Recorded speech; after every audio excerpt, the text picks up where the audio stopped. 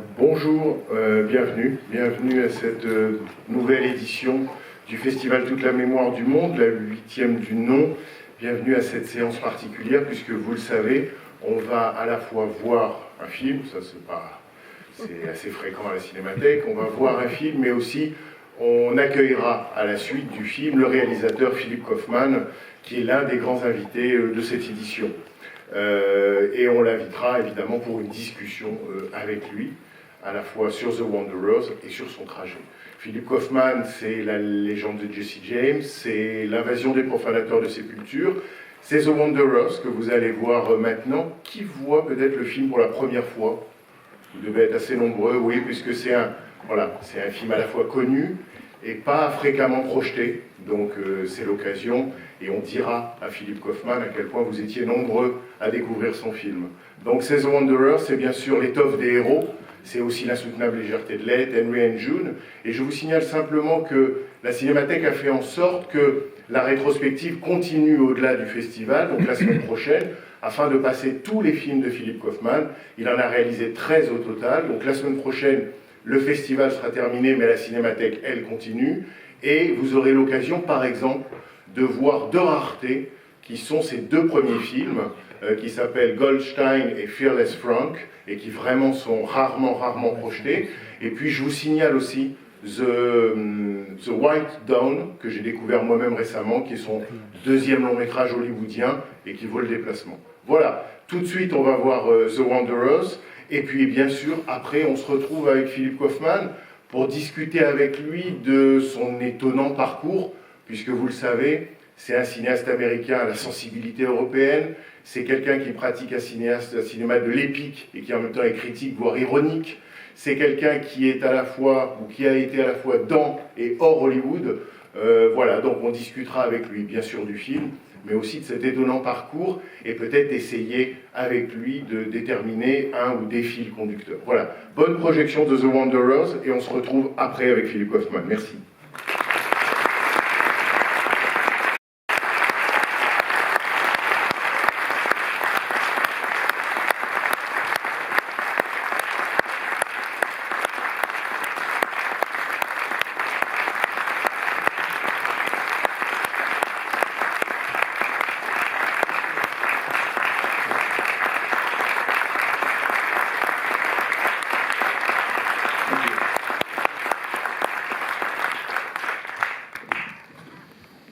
Bonjour Philip Kaufman, je suis ravi de votre présence et de vous avoir récupéré, puisque voilà, on a réussi à vaincre les embouteillages, enfin surtout vous. En tout cas, on est ravi de votre présence, ravi que vous soyez l'un des grands invités du festival. Et ce qui est vrai, c'est que les spectateurs qui suivent vos films sont très intrigués par le fait que tout au long de votre carrière, de vos films, vous avez à la fois prolongé les grands mythes américains et en même temps vous avez critiqué ces mythes américains. The Wanderer, le film qu'on vient de voir, qui date de 1978, se situe juste après The Body Snatchers, l'invasion des Body Snatchers, et avant The Right Stuff. Quelle était à ce moment-là, donc fin 1978, votre situation à Hollywood? Dans quelle position vous trouviez-vous à ce moment-là? En position de force, en position difficile, considéré comme un outsider ou un cinéaste qui compte? So I've very seldom been in a real position of strength in Hollywood. I had done 2 independent films in Chicago. Goldstein, which went to the Cannes Festival, and shared a prize with Bertolucci's Prima della Rivoluzione. I did Frank's Greatest Adventure, Fearless Frank, with John Voight's first movie. And then first went to San Francisco, lived in Haight-Ashbury for a short time before the Summer of Love, before things began. Then we drove in a car that, I don't know, cost $200 down to Los Angeles. And I got a contract at Universal Studios for the bare minimum. J'ai très rarement été en position de force dans ma carrière. J'ai commencé par 2 films indépendants à Chicago, donc Goldstein qui a été au Festival de Cannes, qui a partagé un prix avec Avant la Révolution de Bertolucci, et Fearless Frank, le premier film de John Voight. Et après, je suis allé vivre d'abord à San Francisco, dans le quartier hippie de Haight-Ashbury, et puis on a trouvé une voiture à $200 et on est descendu. So under this contract at Universal for young filmmakers, I was one of 5 who were able to make it. Another friend of mine had a treatment in his pocket that he carried around, had mustard on it and everything. And when he showed it to me, the treatment was called Easy Rider, and Dennis Hopper was not allowed into the program. Donc on était 5 jeunes réalisateurs à entrer dans un programme pour jeunes cinéastes chez un major, et j'avais un ami qui traînait avec nous, qui avait un traitement toujours dans sa poche, il y avait des taches de moutarde dessus. Le titre du traitement était Easy Rider, mais Dennis Hopper n'a pas eu le droit d'entrer dans ce programme pour jeunes cinéastes. And that, of course, when it was made, became the biggest hit of that era of the new filmmakers. Mais ce film-là, quand il a été tourné, est devenu le plus gros succès de cette époque-là. And after 6 months, I was dropped from the program. Après 6 mois, j'ai été viré du programme. But there was an executive at Universal named Jennings Lang, who was near the top of Universal, who saw my first 2 films, Fearless Frank in particular, and signed me to develop projects. Et après, il y avait un cadre relativement important à la Universal, Jennings Lang, qui avait vu mes 2 premiers films et qui m'a donné un contrat. And Jennings Lang had broken the blacklist for Abraham Polanski, for other directors. He hired people who weren't able to work for a long period of time in Hollywood. C'était un de ces cadres qui s'était révolté contre la liste noire de l'époque McCarthy et qui avait embauché des gens qui étaient sur la liste noire. And almost immediately under Jennings Lang, I wrote The Legend of Jesse James, The Great Northfield, Minnesota Raid. Et donc très rapidement, sous ce contrat, j'ai écrit La légende de Jesse James. And it sat there for almost 5 years, and I couldn't make a movie. I had no real strength with the Hollywood system. I was way at the bottom of it, but eventually Cliff Robertson, who had won an Oscar, read the script, thought it would be good, and I was able to make that film for a very minimal amount of money. It didn't do well commercially. Universal had no idea what the film was, a crazy Western. But by the end of the year, a number of top critics and magazines put it on their top film of the year list. Donc ce scénario est resté sans pouvoir être tourné pendant 5 ans. C'est dire à quel point ma position était faible à Hollywood. Et puis un jour, Cliff Robertson, qui avait eu un Oscar, a lu le scénario et a trouvé que ça ferait un film pas mal. J'ai donc pu le tourner à ce moment-là grâce à ça, pour un très petit budget. Le film n'a pas été un succès commercial, mais à la fin de cette année-là, un certain nombre de critiques l'ont placé sur leur liste des 10 meilleurs films de l'année. So that was my first Hollywood film. C'était donc mon premier film hollywoodien. And immediately after that, I got a new agent, an agent came to me named Mike Medavoy, who became a big Hollywood producer after being an agent, and he said, you have to leave Universal and go out and be an independent filmmaker. Et donc à ce moment-là, j'ai été contacté par un agent assez puissant qui est devenu par la suite un des producteurs très connus à Hollywood qui s'appelait Mike Medavoy, et lui m'a conseillé de quitter Universal et de devenir indépendant. And soon I was doing the White Dawn Eskimo film. I went up to the Arctic and live for 4 months, a very, very difficult film to make with 3 actors from Hollywood, Warren Oates, Timothy Bottoms, Louis Gossett, and all the rest were Inuit Eskimos. Et donc très rapidement après, je me suis retrouvé à tourner The White Dawn, un film chez les Esquimaux, chez les Inuits, avec seulement 3 acteurs d'Hollywood et tout le reste du cast était des autochtones. And even though that was well received, there were a number of projects afterwards that fell through that I wasn't able to do. Le film a été plutôt bien reçu, mais tous les projets qui ont suivi ne se sont pas faits. And my wife Rose and I moved to San Francisco. We're living in Sausalito, and my son Peter, who is in attendance here, who was about 12 or 13 years old at the time, read a book called The Wanderers. Et à ce moment-là, nous avons quitté Los Angeles avec ma femme Rose et nous sommes allés vivre à Sausalito dans les environs de San Francisco. Et à ce moment-là, mon fils Peter, qui est présent ce soir dans la salle, a lu un livre qui s'appelait The Wanderers, les Seigneurs. Il avait 12 ans. And Peter is now my producer on all my films. Aujourd'hui, c'est mon producteur sur tous les films. I thought at 13 he had a better eye than most Hollywood people. À 13 ans, il avait déjà un regard plus pertinent que la plupart des producteurs d'Hollywood. So Rose wrote a script. She did the first draft. We showed it, Mike Medavoy showed it to a producer named Alberto Grimaldi, who had done all the Eastwood Westerns. He'd done Fellini, Bertolucci, and all of these movies had been big money makers for United Artists. But when we went to see the head of United Artists, thinking it would be easy to make a deal, they said, there's no future in teenage movies.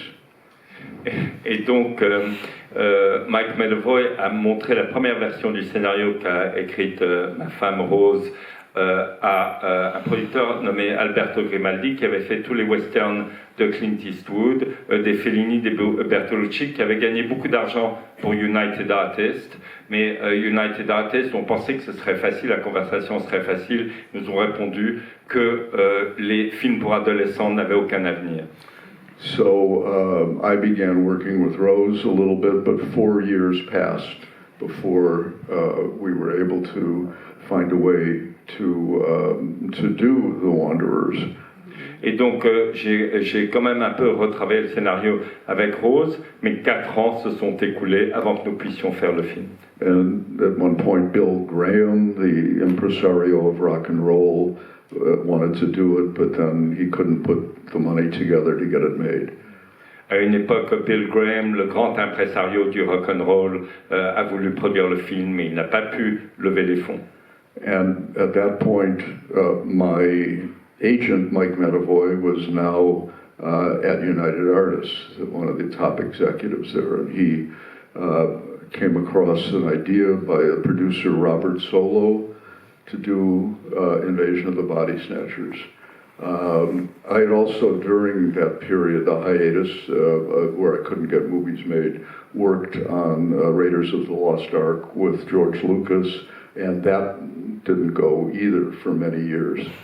Et donc, à ce moment-là, mon agent Mike Medavoy était devenu exécutif cadre à la United Artists, dans une position, et il est tombé sur un scénario de Robert Solo de Invasion of the Body Snatchers. Et également pendant cette période-là, j'ai travaillé sur un projet avec George Lucas qui s'appelait les Raiders of the Lost Ark, donc les aventuriers de l'Arche perdue, qui également est un scénario qui n'a pas pu être tourné pendant de nombreuses années.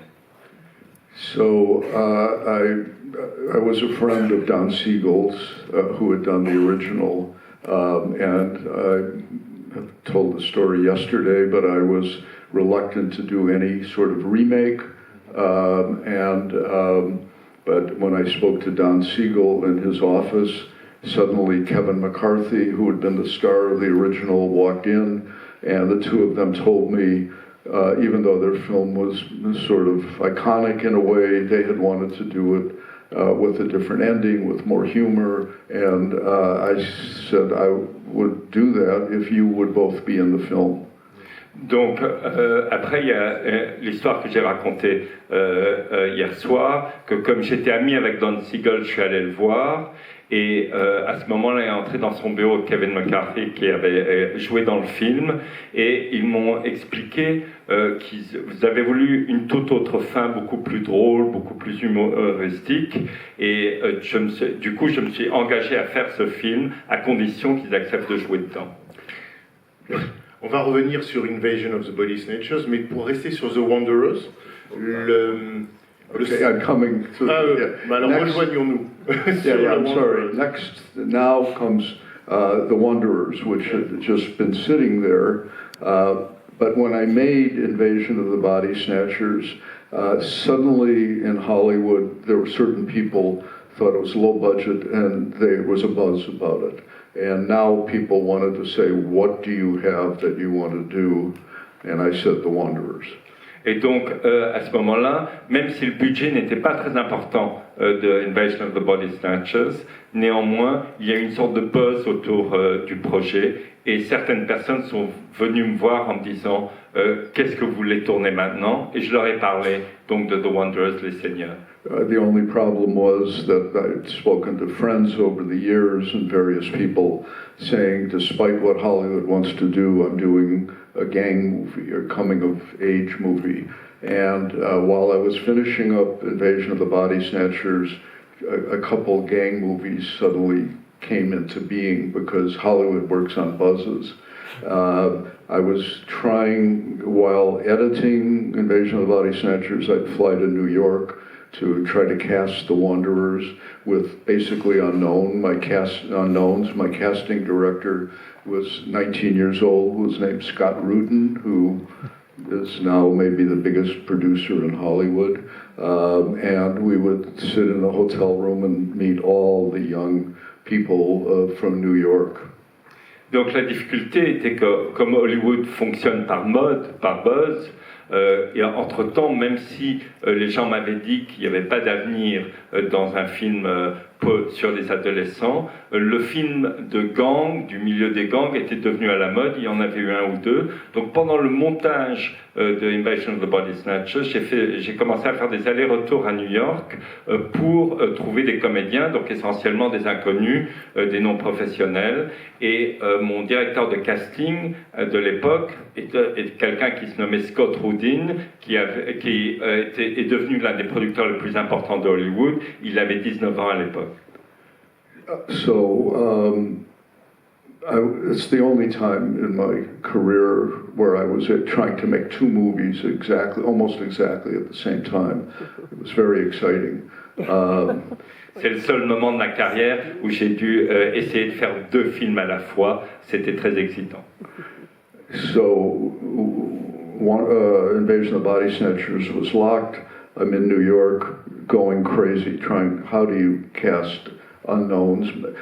There are a couple of people in the film who had acted before. The guy who plays Joey, John Friedrich, Karen Allen, of course, who I think that had something to do with her being in Raiders of the Lost Ark later.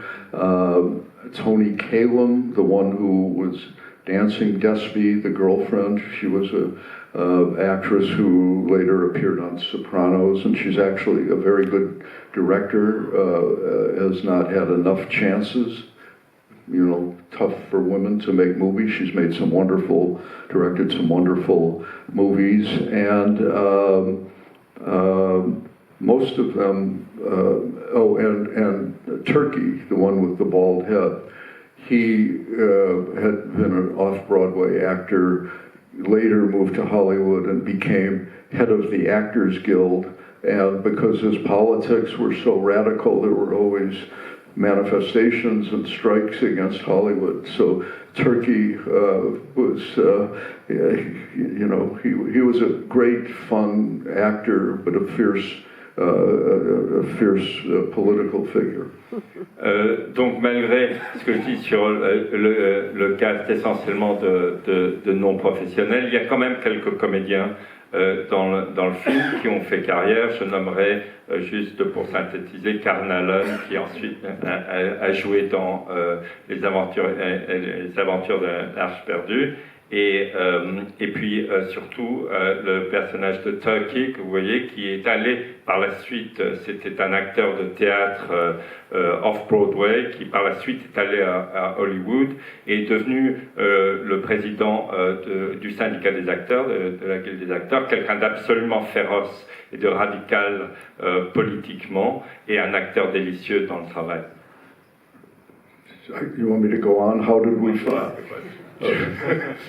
À propos de The Wonders, le roman, c'est un roman de Richard Price. Le roman, il a une particularité qui fait sa qualité, c'est que c'est une chronique. C'est un récit par épisode. L'intrigue est assez lâche et c'est une sorte de portrait de groupe. Ça, c'est quelque chose à quoi vous avez tenu dans l'adaptation avec Philip Kaufman. Vous avez vraiment maintenu ce côté chronique. Et je trouve que c'est une qualité de la plupart de vos films, même ceux qui sont des films d'action, ont en quelque sorte ce rapport contrarié à l'action. Est-ce que ça, c'est quelque chose que vous avez travaillé? Right. Well, of course, Invasion of the Body Snatchers was more of a plot, so I had some experience doing that. But even The White Dawn was a chronicle of life, But Richard Price is a wonderful novelist. He's done a number of films with Marty Scorsese, and he wrote basically a series of short stories about his experiences growing up in the housing projects in the Bronx.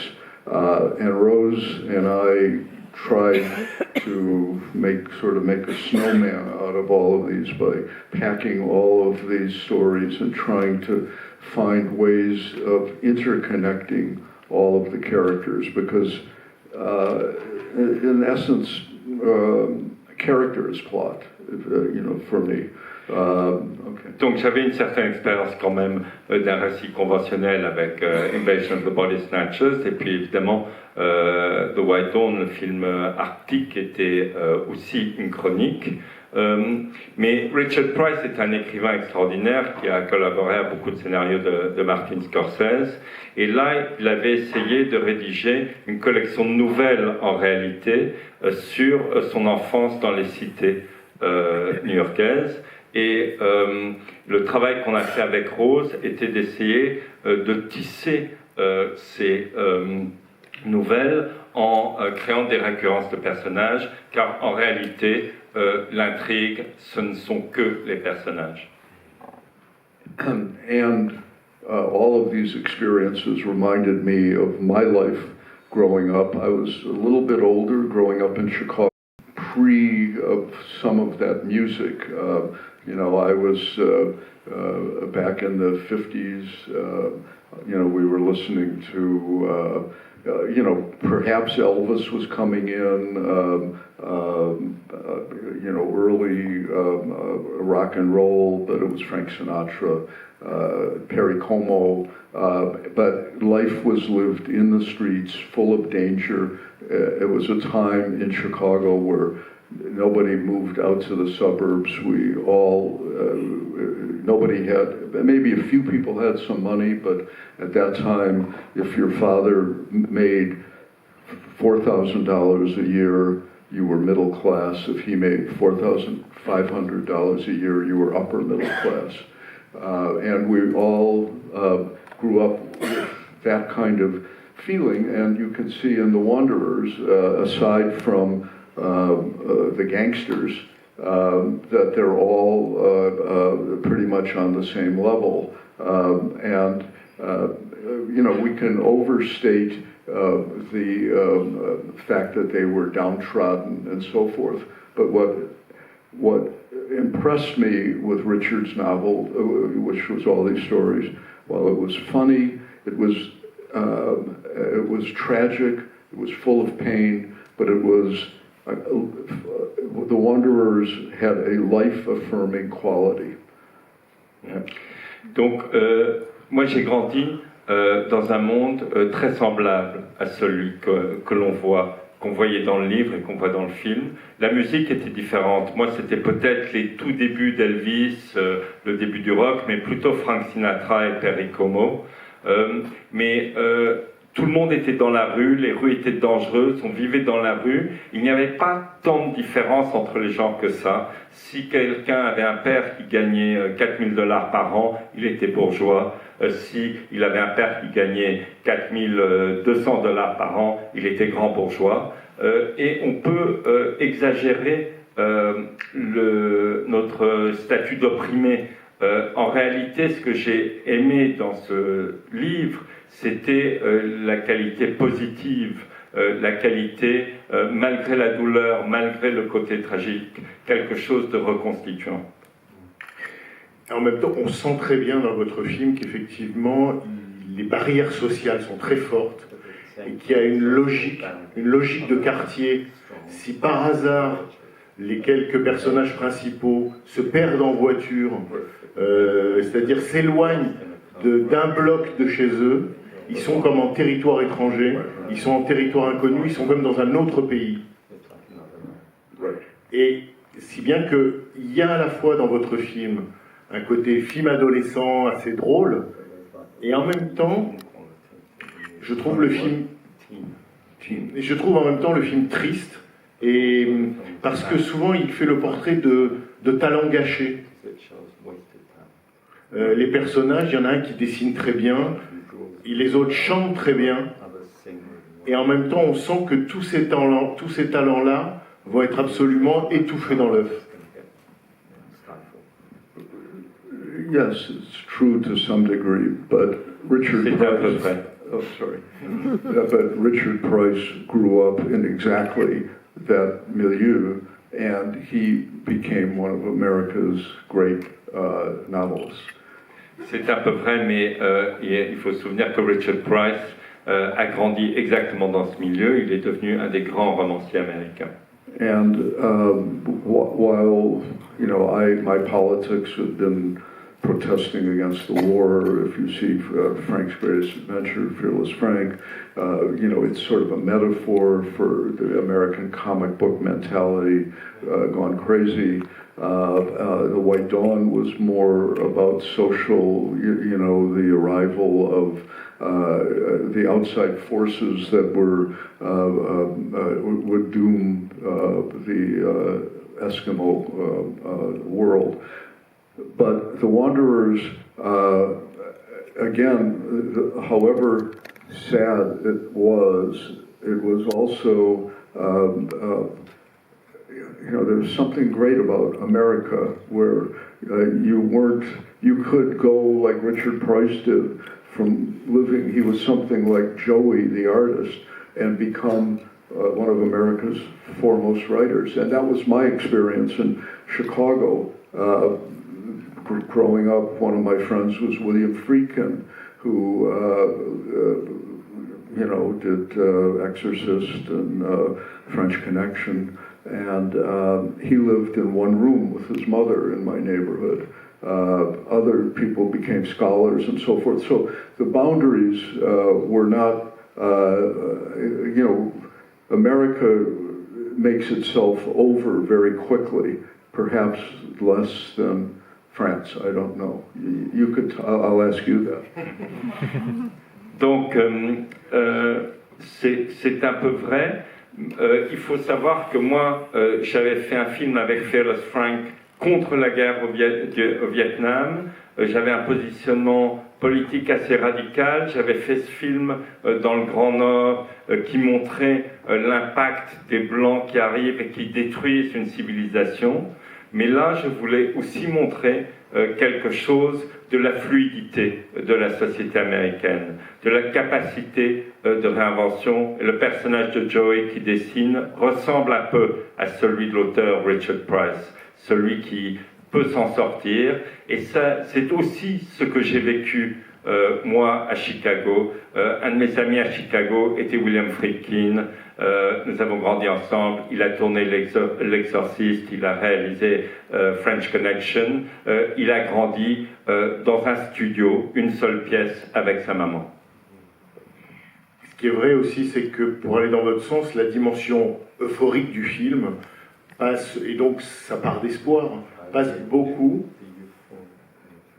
Ça passe beaucoup par la musique, la bande originale du film et les musiques que vous avez choisies. On entend les Four Seasons, on entend les Shirelles, on entend beaucoup de musique d'époque. Comment avez-vous composé cette bande musique du film? Okay. So a lot of that, Richard Price worked with us. And Rose chose a lot of the songs. You know, we had some prior to the editing, but a lot of those songs were put in, and Richard Price had perfect taste, and he grew up impassioned by these songs. And probably these songs were what led him to freedom in some way, to excel. There were some other pieces of music during the Ducky Boy fight. It's Penderecki, you know, it was a little bit more, and some of the influences visually and so forth were a little bit more like Invasion of the Body Snatchers with Ducky Boys and the lighting.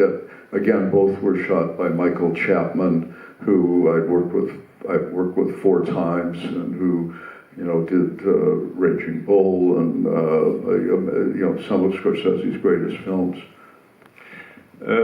Alors, la musique, on a beaucoup travaillé avec Richard Price. Lui et Rose ont collaboré ensemble. On avait certaines chansons pendant le tournage, mais on a beaucoup rajouté, beaucoup travaillé avec Richard Price au montage. C'est quelqu'un d'un goût parfait.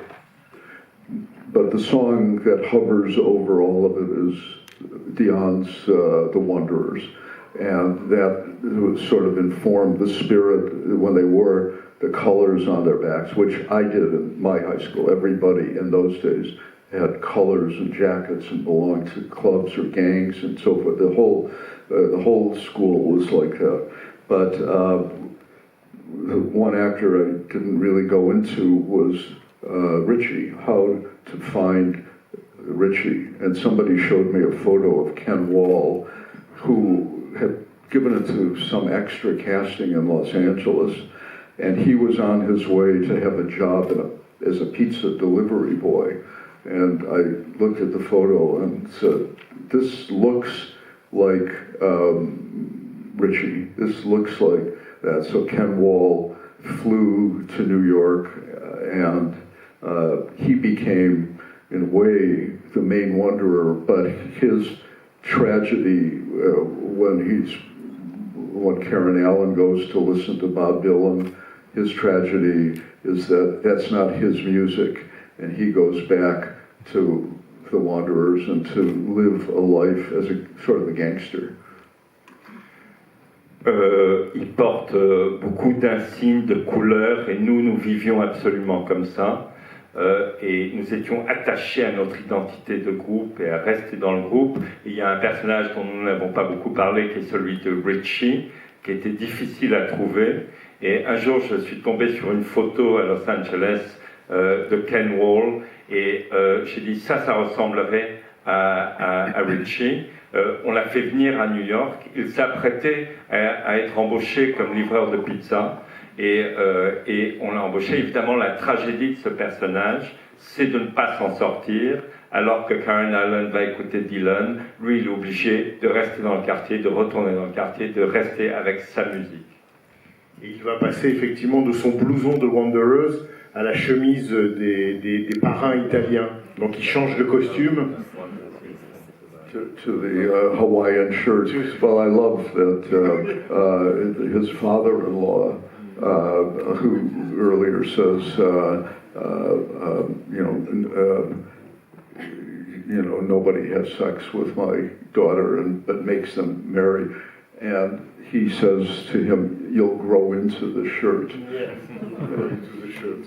Donc j'adore que son beau-père, qui l'a obligé à épouser sa fille, s'il veut coucher avec elle, il lui dit un jour la chemise t'ira. And you'll never wash another dish in your life. Et plus jamais tu feras la vaisselle. The macho thing. That, particularly the Galasso brothers, was very inspiring, I'm told, to David Chase, who did The Sopranos. And he apparently, I'm told by Tony Kalem, looked at the film all the time. And they are sort of prototypes of many of the Sopranos characters. Et donc les frères Galasso sont des prototypes, on me l'a souvent dit, pour les Sopranos. Vous parliez de la musique, vous évoquiez Bob Dylan. C'est vrai que le moment à la fin de The Wanderers, le moment Bob Dylan, le moment où on l'entend chanter sa chanson, c'est tout d'un coup un autre monde. C'est un autre monde qui apparaît. C'est le début de la... Et c'est le début de la contre-culture américaine, vraiment. Yes, right. Est-ce que ce moment Bob Dylan était dans le roman ou c'est quelque chose, parce que c'est une scène clé du film? Yeah, so Bob Dylan was not in the novel. During those years of not getting a movie made, I worked with Bob Dylan for a year on trying to get something done, and it didn't happen, but he allowed me to use his song, The Times They Are A-Changin. And, you know, my trajectory, my life was partly street guy, but, you know, my friends and I, Nelson Algren, who appeared in my first two films, you know, we were protesting the Vietnam War before anybody was. My son Peter in San Francisco and Haight-Ashbury, we marched in all the big parades, and Bob Dylan was in our hearts, in the air. But this was it took place a couple of years earlier, 1962, 63 actually, and you've identified it exactly that was the transition where Richie felt much stronger going back to his life, to Despy and so forth, and Karen Allen was headed into another world. She was from that neighborhood too, but and as he walks away, the song of Bob Dylan is sort of haunting him until it fades away. Vous avez complètement raison. Le moment de ma traversée du désert, j'ai essayé de monter quelques projets pour Bob Dylan. Ça n'a pas marché, mais il m'a autorisé à utiliser sa chanson The Times They Are A-Changin, qui n'était donc pas dans le livre. Et cette idée-là correspondait à ce que nous avions vécu, peut-être plus tôt que d'autres, dès 1963, c'est-à-dire commencer à protester. Nous étions parmi les premiers à protester contre la guerre au Vietnam, avec mon ami Nelson Algren, qui a tourné dans mes deux premiers films. Et donc, cette séparation entre Richie et Karen, qui vont dans les deux directions, correspond en quelque sorte à ma propre histoire. Just, you know, one moment, it's hopeful in a way at the end, which is very sad, is where Perry and Joey are riding away from all of that. You know, they've left Pee-wee, they've left the gang, you know, they know there's no future for them. Their parents are holy hell, and they ride off, but still infatuated with the song The Wanderers, which binds them to Richie and his guys, including the African-American Del Bombers and the Wongs, and they're all bound together by, you could say, a spirit of macho, but it's sort of camaraderie. They have their song, and you know, again, as you said, the song. You know, the film is about equality, like The Unbearable Lightness of Being, which Jean-Claude explained to me in French is the unsustainable lightness of being. In America, it says the unbearable, which means that being, we should criticize it. But Kundera was talking about the tragedy of being unable to sustain equality. And in some ways, The Wanderers is a struggle to sustain. Effectivement,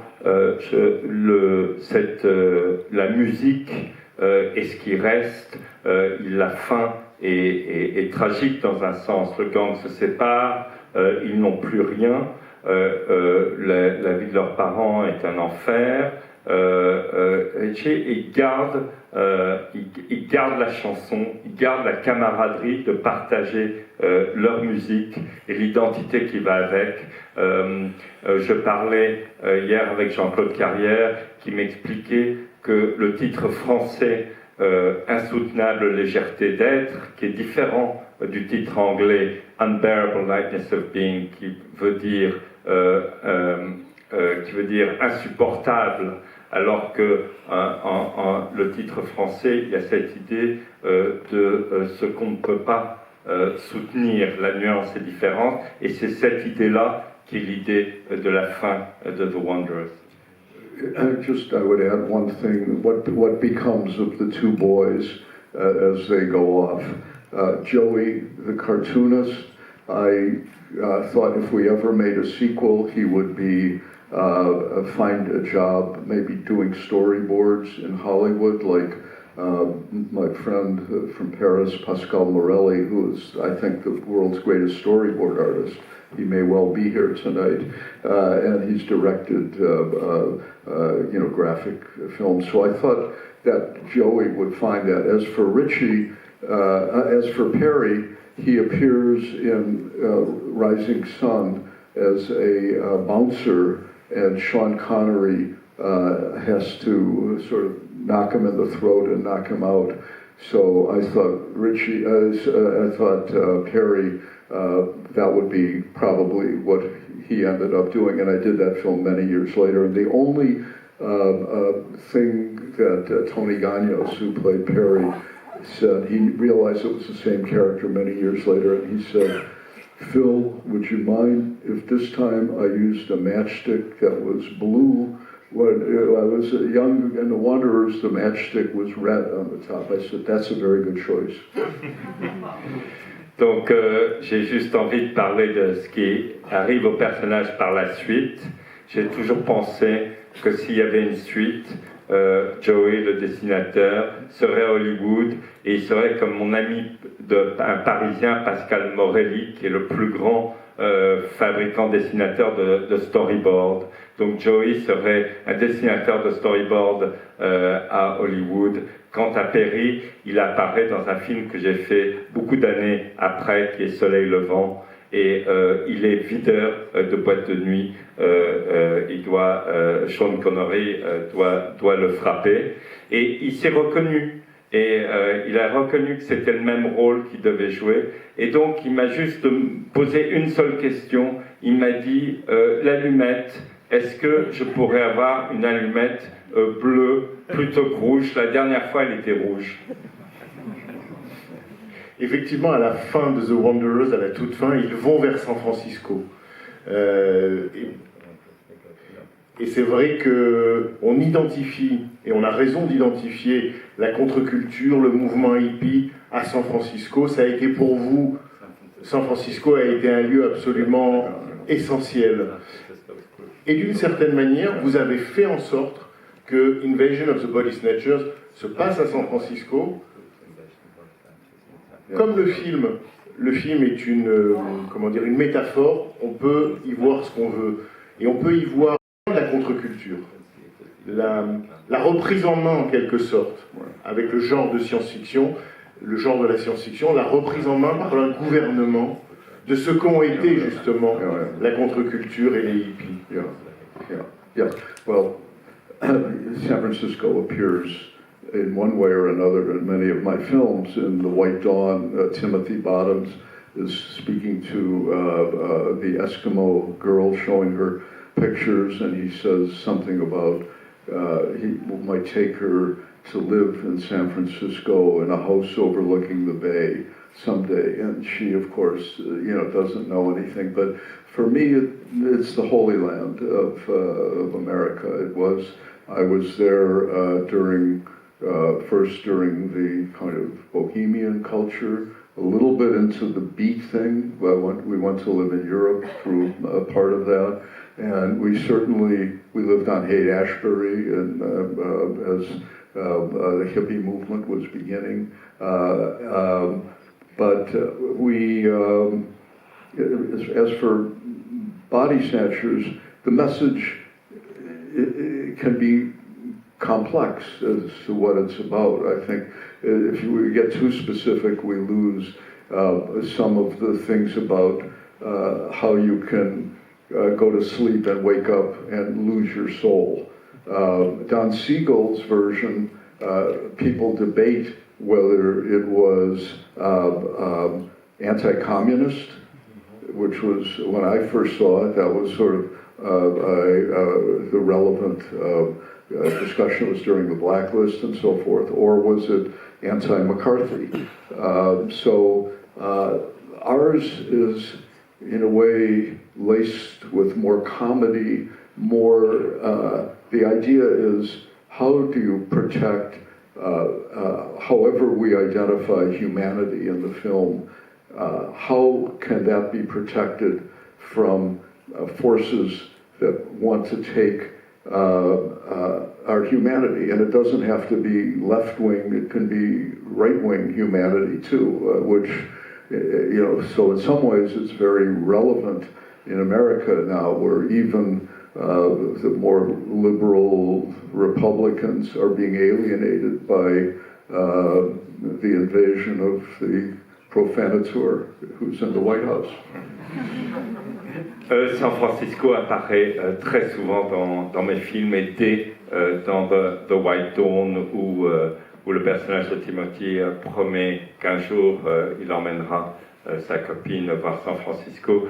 San Francisco a joué un rôle très important dans ma vie. Je suis arrivé à la fin de l'époque bohème. Nous y avons été un peu à l'époque beatnik, quoique avec Rose, nous sommes venus vivre en Europe. Et après, nous avons vécu à Haight-Ashbury dans la période hippie.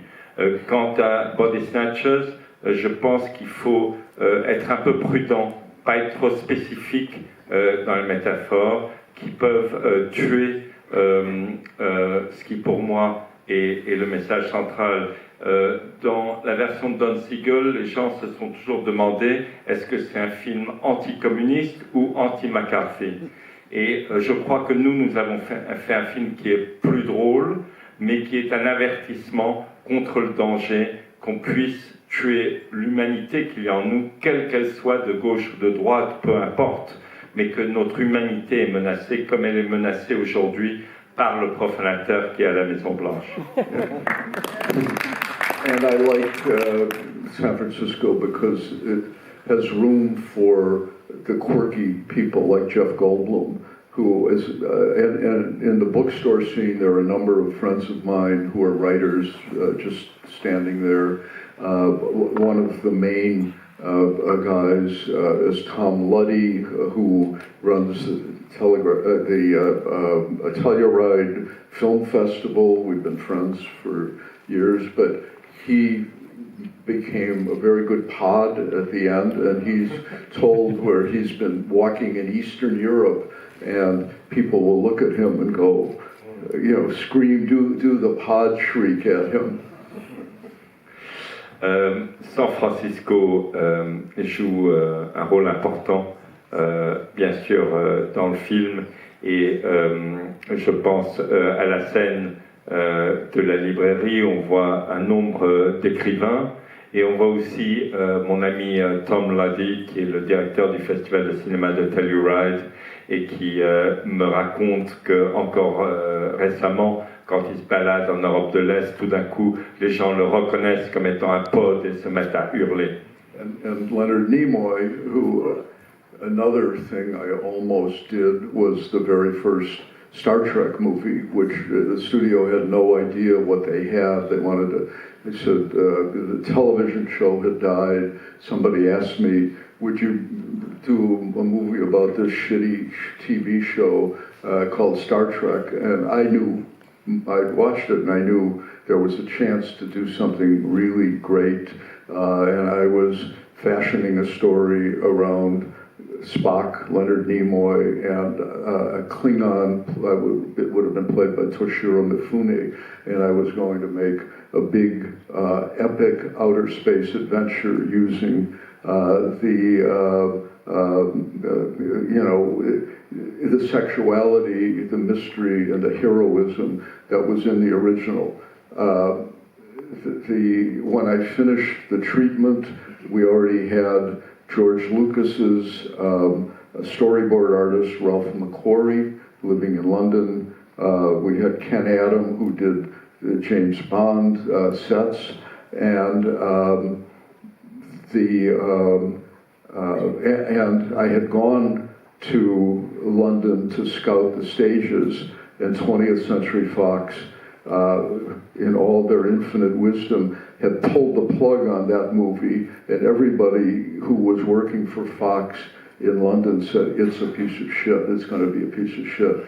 So then, as a consequence, when I finished, I'd been up all night writing the treatment, and I said to Rose, I've got the movie. And the phone rang, and my producer said, they're not going to do it because the line was, there's no future in science fiction. Donc il y a aussi dans Body Snatchers Leonard Nimoy, et il est là parce que c'est un lien avec un autre projet qui ne s'est pas fait. C'est le long métrage auquel on m'avait demandé de réfléchir de Star Trek.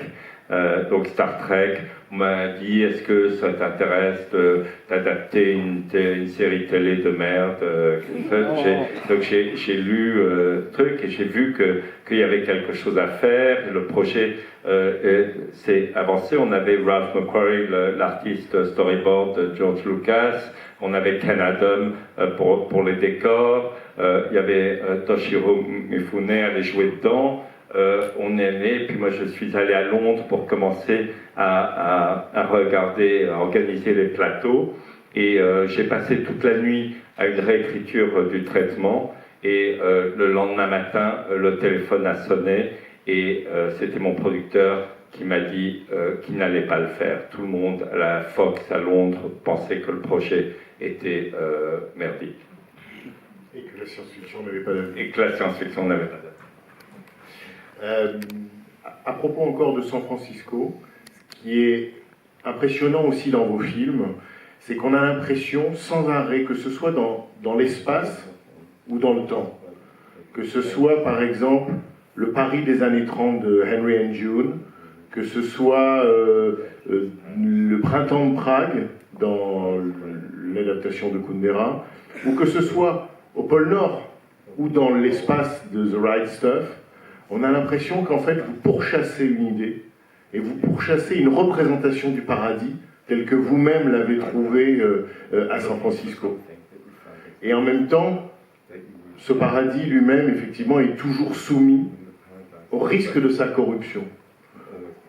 Est-ce que vous seriez d'accord pour dire que vous avez chassé le paradis dans tous vos films et d'essayer en quelque sorte de montrer qu'il est possible ou qu'il existe par moments? Yes, I maybe have never heard it stated that way, but now that you say it, I'd like to take 2 hours to think about that. Je n'ai jamais entendu dire tout à fait comme ça, mais maintenant que vous me le proposez, j'aimerais y réfléchir pendant 2 heures. But it's the obligation is to create an environment that's realistic in which the characters can function. But combined with that, it's the films are often about equality. The Right Stuff There may not be any real plot. We all know what happened. If you read the magazines, you know what happened. But the discovery that Tom Wolfe made was that there was a secret bonding of, right after the war, of test pilots, most of whom died, who went to battle the demons that lived in the air. And first one is Jaeger, and later the astronauts have to do that. They get sidetracked by money, publicity, fame, all of that. But at the very end, they realize that they must be part of that quality. And every scene in the movie, with the wives as well, is variations on a theme of the quality of the right stuff.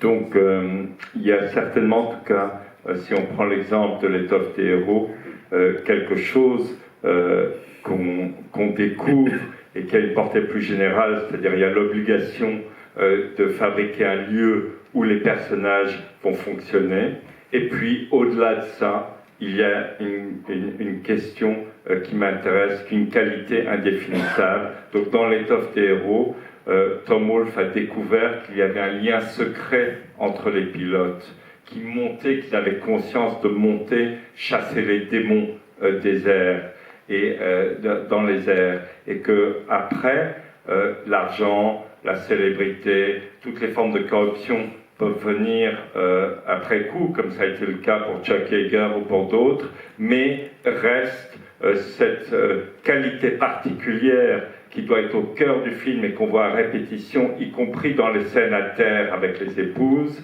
qui est ce sentiment héroïque. Et justement, cette qualité particulière, liée à un moment dans l'histoire, est-ce que pour vous, vous diriez que quand les réalisateurs américains ont pris, entre guillemets, le pouvoir dans les années 70 à Hollywood, est-ce que c'était ce moment-là, est-ce que vous l'avez vécu vous-même, comme ce moment que vous décrivez dans The Right Stuff, un moment d'une qualité particulière? Well, in some ways, I wasn't really at the heart of the directors who suddenly took over and in some ways overplayed the freedom and caused the repression to come in against directors. When I made Goldstein, I was one of maybe 4 independent filmmakers in America, with John Cassavetes, Shirley Clark, 1 or 2 others. I was living in San Francisco, and when we talk about The Right Stuff, most of The Right Stuff is shot in San Francisco the first 72 days. With my crews, with my friends, Sam Shepard, the kind of great, tough crew that we had. And working in France, Peter and I were saying how great the crews were here. There was no nonsense, and they did, in the right spirit, what needed to be done. But when we moved down to Edwards Air Force Base, suddenly the LA mode of making films came into being, and there were like 120 Teamsters there reading newspapers in the cars. They believed that movies should not be small and personal, even if, The Right Stuff was big in scope, but they threw money at the problem. Je ne faisais pas vraiment partie de ce groupe des réalisateurs qui ont sans doute surjoué leur pouvoir à Hollywood et provoqué la répression qui s'en est suivie. J'ai commencé comme étant un nombre très réduit de réalisateurs indépendants aux États-Unis, avec Goldstein, John Cassavetes, Shirley Clark. On était très peu nombreux. Ensuite, j'ai fait mes films à San Francisco, où il y avait un autre esprit, où les équipes étaient efficaces, dures. On disait avec Peter à quel point c'était le cas en France aussi. Pour l'étoffe des héros, qui n'était pas un petit film personnel, qui était une grosse production, mais les 72 premiers jours de tournage ont été tournés à San Francisco avec ces équipes-là. Et puis on est allé sur la base d'Edwards, la base de l'armée de l'air d'Edwards, où on a été confronté aux équipes de Los Angeles, une toute autre tradition, avec le syndicat les Teamsters, qui impose des équipes énormes, qui, quand ils ont un problème, il faut le résoudre en jetant de l'argent, qui ne s'intéressent pas du tout à une vision personnelle du cinéma. Alors, peut-être une dernière question, mais une dernière question. D'une certaine manière, quand on voit vos films, on a le sentiment que vous cherchez à vous adresser à des spectateurs adultes. C'est-à-dire des spectateurs capables de comprendre la complexité de l'existence et des sentiments. Qu'est-ce que vous inspire à vous, qui avez travaillé à ça, l'évolution du cinéma américain aujourd'hui?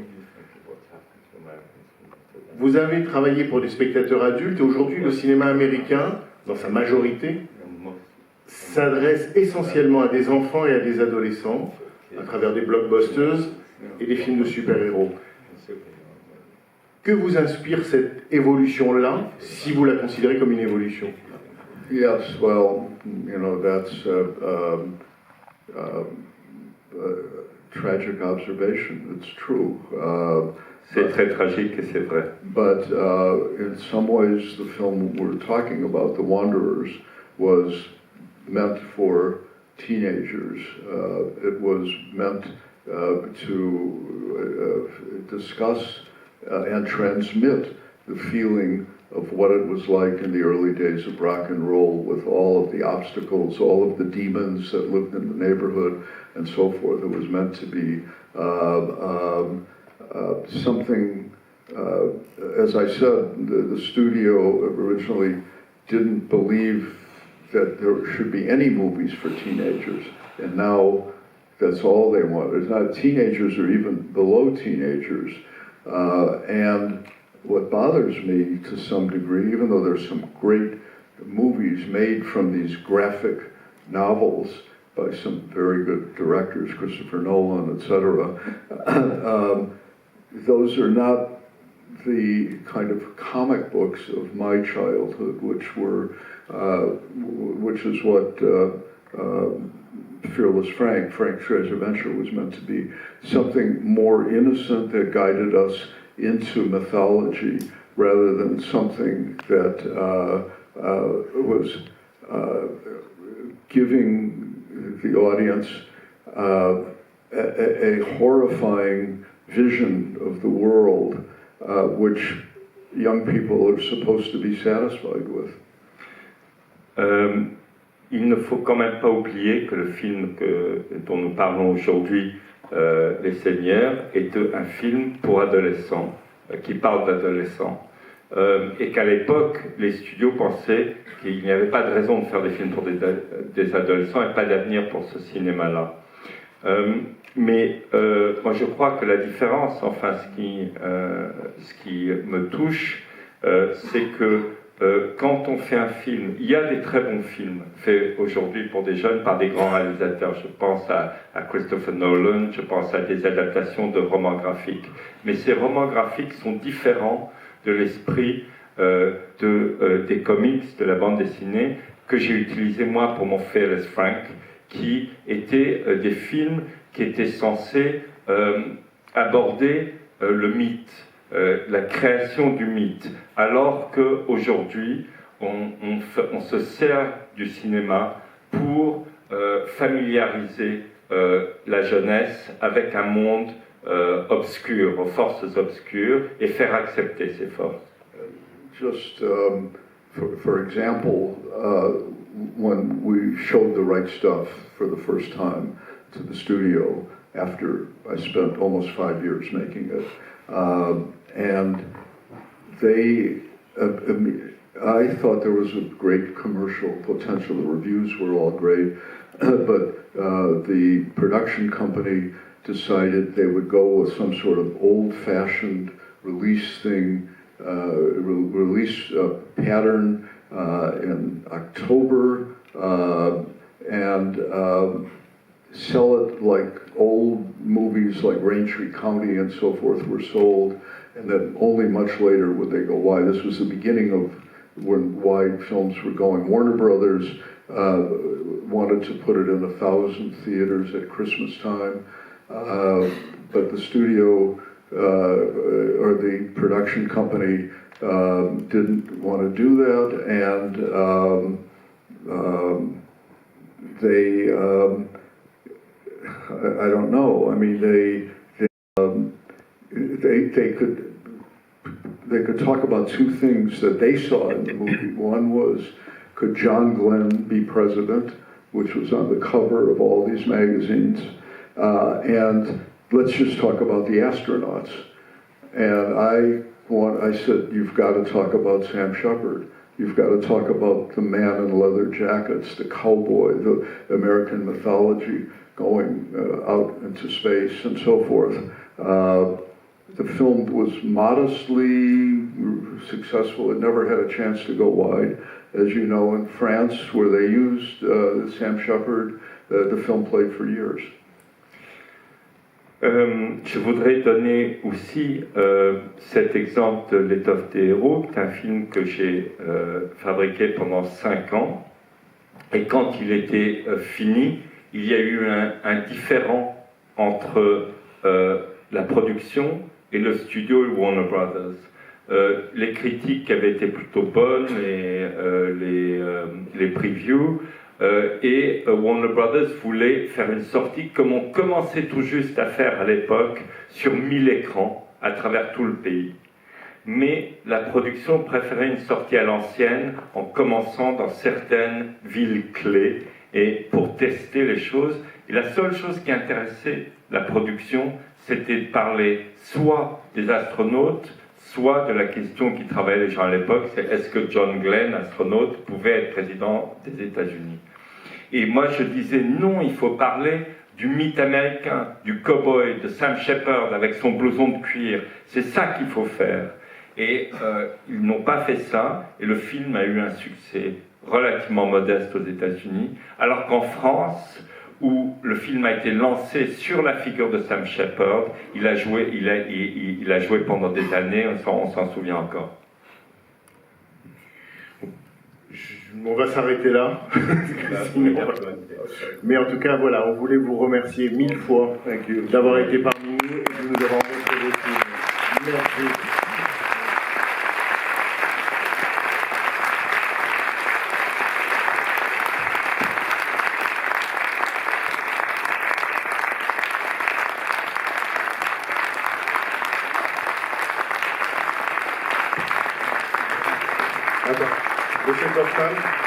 Monsieur Kaufman, attends. Pierre, j'ai oublié. Je suis coupable. Voilà, vous avez décroché le gros lot. Vous avez won the jackpot. Il y aura un fauteuil ici même à votre nom, et ceci c'est pour vous en souvenir.